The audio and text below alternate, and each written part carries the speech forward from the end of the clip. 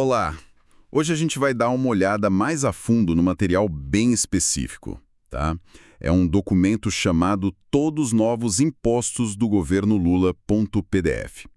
Ele se dedica a analisar as mudanças nos impostos, durante o governo Lula e dá um foco especial no que seria atribuído ao ministro Haddad. E olha, é super importante a gente alinhar desde já. O material que a gente tem aqui, ele tem uma visão, bastante crítica dessas políticas. O nosso objetivo aqui não é nem concordar, nem discordar, viu? É mais entender o que esse documento diz. Quais são os argumentos, que mudanças ele destaca e qual o impacto que ele descreve. Vamos tentar, então, destrinchar isso aqui. Para começar, o documento já chega com um tom bem forte. Ele parte de uma alegação principal, que existe uma contradição, entre o que teriam sido promessas de campanha, de não subir imposto, e o que aconteceu depois na prática fiscal. O texto até faz uma conta, fala em 27 aumentos ou reajustes de impostos e taxas. Isso em menos de 3 anos. É o que daria, quase uma a cada mês, uma média bem alta. Exato. E a fonte não encara isso como um monte de medida isolada, sabe? Para eles isso é uma estratégia mesmo bem pensada. Eles criam uma narrativa de que essas ações servem para pesar mais no bolso do que eles chamam de trabalhador honesto, do pequeno empreendedor e até do contribuinte conservador. Tudo isso para bancar um poder estatal maior. É essa a lente de leitura deles, né? Entendi. O foco da crítica é bem direcionado a esses grupos e a essa ideia de crescimento do Estado. Isso. Fica claro que a preocupação central ali é o impacto nesses grupos e na expansão do governo na economia. Perfeito. E aí uma das primeiras medidas que o documento detalha, lá no comecinho de 2023, e que eles atribuem ao Haddad, foi reverter uma redução que tinha tido antes no PIS e na COFINS sobre receitas financeiras. Só para a gente lembrar rapidinho, PIS e COFINS são aquelas contribuições federais, que incidem sobre faturamento, ou nesse caso específico, sobre grana que vem de juros, aplicações financeiras. A fonte diz que a redução anterior, lá no governo Bolsonaro, era para estimular a produção. E aí, o que a fonte diz sobre essa reversão? Pois é, segundo o documento, essa reversão foi, na prática, um aumento de imposto. Para quem? Para bancos, para empresas, para investidores sobre esses ganhos financeiros. E o argumento central que o texto constrói é que isso gera um efeito cascata bem ruim. Primeiro, tira dinheiro que podia estar girando na economia real, sabe? Deixa o crédito mais caro. E aí quem sente? Agricultor, comerciante, gente que precisa de financiamento. Terceiro, desestimula o pessoal a poupar. E no fim da linha prejudica emprego, crescimento econômico. O documento bate muito na tecla do impacto nas pequenas empresas e no agro, que teriam menos, gordura para queimar, Para absorver esse custo. E a fonte ainda compara isso com outra opção, Sim, ela contrapõe essa medida com o que seria, na visão deles, o caminho certo: cortar gasto público. Sempre volta nesse ponto. Interessante essa conexão que eles fazem. Tributação financeira afetando o crédito para o agro, por exemplo. E seguindo nessa linha de custo, outro ponto que o documento pega é o aumento da tarifa de importação. O texto até fala que o governo justificou dizendo que era para proteger a indústria aqui dentro. Mas a fonte não compra essa ideia, De jeito nenhum. A fonte argumenta que essa intenção que foi declarada não bate com o efeito que eles enxergam na prática. A alegação é que, no fim das contas, quem arca com isso é o consumidor. Preço mais alto em tudo. Eletrônico, eletrodoméstico, até remédio importado. E mais, o documento diz que isso quebra as pernas do pequeno comerciante, aquele que vive de revender esses produtos importados. E tem uma sugestão ali no texto, meio nas entrelinhas, de que as empresas grandes, talvez com mais influência política, ou se viram melhor, ou até ganham com menos concorrência de fora. E além do preço para o consumidor, a fonte aponta mais algum efeito dessa tarifa de importação? Aponta sim. Eles descrevem o que chamam de efeito em cadeia. O argumento é: se o insumo importado que a indústria brasileira usa fica mais caro, a própria produção nacional também fica mais cara. Ah, então a indústria que era para ser protegida acaba sendo prejudicada também. Exatamente. Pela lógica da fonte, sim. Isso deixaria o produto brasileiro menos competitivo, tanto aqui dentro quanto para exportar. É nesse ponto que o documento usa aquela expressão bem forte, né? Chama a medida de socialismo disfarçado de nacionalismo, como se o protecionismo fosse só uma desculpa para o Estado intervir mais. Será que aparece também quando falam do IOF, o Imposto sobre Operações Financeiras? O documento até chama ele de ladrão silencioso. Com certeza aparece. O IOF está em muita coisa do nosso dia a dia, né? Trocou moeda para viajar, pagou IOF. Pegou empréstimo, IOF. Usou seguro, parcelou compra no cartão, fez investimento, tá lá o IOF. E a crítica da fonte se baseia em duas coisas principais. Primeiro, dizem que ele pesa muito mais no bolso do cidadão comum e da pequena empresa. Justo quem mais precisa de crédito, né? Seja para consumo ou para fazer o negócio girar. E por quê?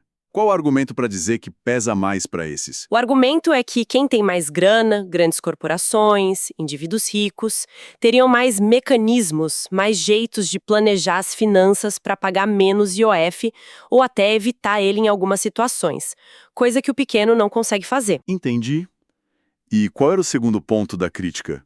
O segundo ponto é o reflexo no investimento que vem de fora.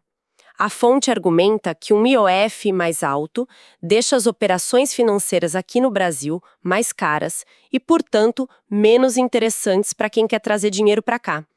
Isso poderia causar uma fuga de capital, o que pressionaria o dólar para cima e, no fim, a inflação. Faz sentido a linha de raciocínio. E o documento ainda rechaça de cara uma possível justificativa que eles mesmos atribuem ao governo de que seria para educar o consumo. Eles dizem que isso é papo furado, que o objetivo real mesmo seria aumentar o controle do Estado sobre o dinheiro das pessoas e criar uma dependência maior. Fica bem nítida essa linha deles, né? Conectando cada imposto a um suposto objetivo maior de controle estatal. E imagino que combustível, que mexe com todo mundo, seja um prato cheio para essa análise crítica também. Nossa, sem dúvida.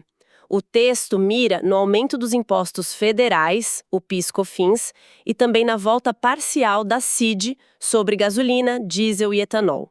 E faz questão de martelar, e isso teria acontecido mesmo com promessas contrárias que, segundo o documento, foram feitas na campanha. A análise deles, de novo, foca em no quê? No efeito cascata. E como eles descrevem essa cascata no caso dos combustíveis? Olha, eles detalham bem. Custo do frete sobe. Preço da comida no supermercado sobe junto. Outros produtos também. Tarifa de ônibus, metrô, sobe também. Pesa no bolso de quem depende de transporte público.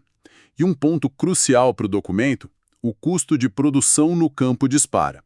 Trator, colheitadeira, caminhão para escoar a sacra, tudo usa diesel. E eles comparam com um governo anterior, né? Sim, o texto faz um contraste direto. Diz que na gestão anterior, os preços estavam mais baixos por causa das desonerações, e aí quando surgem as justificativas para aumentar agora, tipo, precisamos financiar saúde, educação... A fonte não aceita. Não aceita. Classifica como pretexto. Diz que o dinheiro, na verdade, serviria para manter o que eles chamam de Estado inchado e para bancar acordos políticos. E, de novo, a alternativa seria cortar despesa pública. Essa medida dos combustíveis é pintada como especialmente cruel com o caminhoneiro autônomo e com a população rural mais pobre, que depende muito do diesel. Até agora, a gente viu críticas da fonte sobre medidas que impactam a economia de modo geral, o custo de vida. Mas o documento também vai para cima de setores específicos, não vai? O agro parece ser um alvo. Sim, tem uma parte focada na volta de impostos sobre exportação de produtos do agro. Coisas como soja, milho, carne. É bom a gente notar que, tecnicamente, não se criou um imposto de exportação geral, mas rolaram discussões, algumas medidas em estados e a própria reoneração de PIS/COFINS que afeta a cadeia toda. Mas o documento interpreta qualquer coisa que onere a exportação do agro como uma punição mesmo, uma punição a um setor que eles veem como vitorioso, como motor da economia. E qual seria a consequência disso, na visão deles? O argumento econômico é simples. Taxar a exportação deixa nosso produto mais caro lá fora.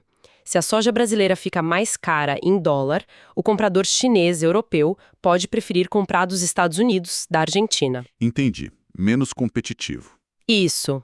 E aí, segundo a fonte, o resultado poderia ser menos exportação, menos dólar entrando no Brasil. Mas é só uma questão econômica para a fonte ou tem mais coisa aí? Não, aí a análise do documento mergulha a fundo na política e na ideologia. O texto afirma que essas medidas teriam uma motivação clara de hostilidade mesmo, contra o agronegócio. Eles descrevem o setor como sendo, na maioria, conservador, defensor de valores como família, propriedade e liberdade. Ah, então a leitura é que seria uma retaliação. Exato. Na visão que o documento apresenta, taxar o agro seria uma perseguição política travestida de economia, mirando num grupo que eles percebem como desalinhado ideologicamente com o governo. É, assim, uma acusação bem pesada que está no texto. Nossa, é interessante ver essa mistura, né? Argumento econômico junto com alegação de motivação ideológica. Mudando um pouquinho o foco, mas ainda nessa linha de controle do Estado que você mencionou, o documento fala algo sobre novas tecnologias de fiscalização? Fala assim, menciona a implementação de um sistema digital novo para rastrear transações financeiras tipo pagamento, venda, investimento, quase que em tempo real. O texto até reconhece que o discurso oficial do governo é que isso serve para modernizar o fisco, combater sonegação. O que, né, em princípio, todo mundo concorda que é bom. Mas a interpretação da fonte é outra, claro. Completamente diferente. O documento vê essa digitalização toda como um pulo enorme na capacidade do Estado de vigiar a vida financeira de todo mundo. Eles levantam uma preocupação muito clara sobre perda de privacidade, perda de liberdade financeira. Argumentam, por exemplo, que o pequeno negócio, que já vive apertado, com menos estrutura, teria uma dificuldade imensa para se adaptar a essas novas regras digitais. Já as empresas grandes Conseguiriam se adaptar mais fácil. exato, conseguiriam absorver o custo, a complexidade. E a fonte liga isso a mais alguma coisa? Outras tendências? Tecnologias? Liga sim, e é um ponto que chama bastante atenção no texto. Eles conectam diretamente esse avanço na fiscalização digital com o desenvolvimento das CBDCs, sabe, as moedas digitais de Banco Central, que seriam assim a versão digital do real emitida pelo próprio governo. Ah, sim. O real digital, que está em discussão. Isso.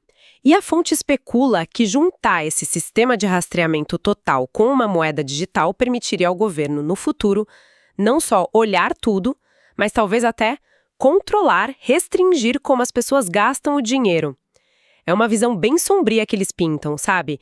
O fim da autonomia, da privacidade financeira da pessoa. Uau! Essa parte da digitalização e das CBDCs no texto é bem impactante. Isso tudo leva a gente finalmente para a reforma tributária, né? Que foi a grande discussão. Como é que a fonte analisa essa mudança tão grande? O governo vendeu como simplificação. Exato. A propaganda oficial foi: vamos simplificar esse caos tributário brasileiro, unificar imposto sobre consumo. Mas a fonte que a gente está vendo aqui, nossa, ela desce a lenha. Argumenta que, por trás dessa conversa de simplificar, tem um aumento escondido da carga de imposto total. E quais pontos específicos da reforma eles criticam mais? São vários. Primeiro, a CBS, a Contribuição sobre Bens e Serviços. Ela juntaria PIS, COFINS e o IPI federal, né? A fonte alega que a alíquota padrão da CBS, que eles estimam ali no documento em uns 26,5%, seria o maior imposto sobre consumo do mundo e que pegaria em cheio o consumidor final, até em coisa essencial. E o IBS? O Imposto dos Estados e Municípios. O IBS, que junta ICMS e ISS. Embora a grana seja de estados e municípios, a fonte critica muito o tal do Comitê Gestor Nacional que vai administrar isso. Eles veem aí uma centralização de poder enorme lá em Brasília. E não podemos esquecer do tal imposto do pecado, né? Ah, o imposto seletivo. Esse mesmo. Ele seria aplicado sobre coisas consideradas ruins para a saúde ou para o meio ambiente. Bebida alcoólica, cigarro, talvez carro mais poluente, combustível fóssil. A fonte apelida ele de imposto do pecado e diz que essa desculpa moralista a proteger a saúde, o planeta, é só fachada para arrecadar mais. E temem que ele possa ser expandido, Exato, o texto levanta esse medo, que no futuro esse imposto seletivo possa ser facilmente esticado para cobrar mais sobre outras coisas que um governo qualquer considere ruim, tipo carne vermelha, açúcar, leite, sei lá. Então a fonte bate o pé. O resultado final da reforma é mais imposto, mesmo o governo dizendo que não. Até os recordes de arrecadação federal como prova de que o governo quer mais é maximizar a receita e não só simplificar. Criticam também aquela transição longa, né, que vai de 2026 até 2032 para tudo entrar em vigor. E por que criticam a transição longa? Eles interpretam isso como uma tática para esconder o impacto real, o tranco total da mudança nos primeiros anos. Para eles, a reforma toda é um plano de longo prazo para botar de pé um modelo fiscal que eles chamam de socialista, centralizador e punitivo. É a classificação final deles. É uma leitura bem dura e completa da reforma. E para fechar essa análise toda, a fonte tenta mostrar como esse conjunto de medidas afetaria as pessoas no dia a dia. Tenta sim. A parte final do documento tenta trazer a coisa para um nível mais humano, digamos. Usa uns exemplos meio arquétipos para mostrar o impacto somado que eles alegam que existe. Falam da mãe solo sofrendo com preço alto no mercado, do dono de lojinhas sufocado com imposto e burocracia, do produtor rural que vê o custo para produzir e para exportar subir sem parar. E qual é a amarração final? O objetivo por trás disso tudo, segundo a fonte. O documento fecha voltando à tese inicial, que o impacto não é só no bolso, é social, é ideológico também. Ele reforça que essas políticas atingiriam mais forte certos grupos, as famílias conservadoras, os trabalhadores honestos, os pequenos empreendedores. E repete a acusação.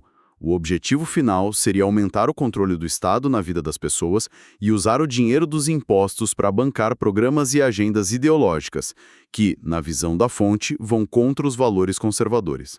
Ok, então, resumindo o que a gente viu nesse documento, o Todos os Novos Impostos do Governo Lula.pdf.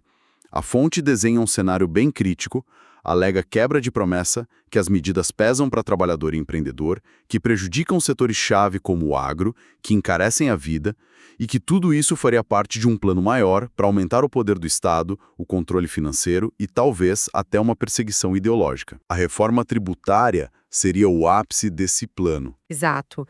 E o que essa análise da fonte mostra para a gente, de um jeito muito claro, é uma tensão que sempre existe quando se fala de imposto, né? Aquele equilíbrio difícil entre o que o Estado precisa arrecadar para funcionar, para entregar serviço, e a defesa da liberdade econômica das pessoas, das empresas poderem crescer sem serem esmagadas por tributo. As diferentes maneiras como as diferentes visões políticas e fontes de informação pesam esses dois lados da balança, é isso que, no fundo, define essas discussões tão quentes. O documento que a gente analisou hoje dá uma visão muito forte de um desses lados. É verdade. E fica aí, né, uma reflexão interessante sobre como visões diferentes sobre o papel do Estado e da economia levam a leituras tão opostas dos mesmos fatos, das mesmas políticas. Bom, com isso a gente encerra essa nossa passada de olho mais aprofundada neste material específico de hoje.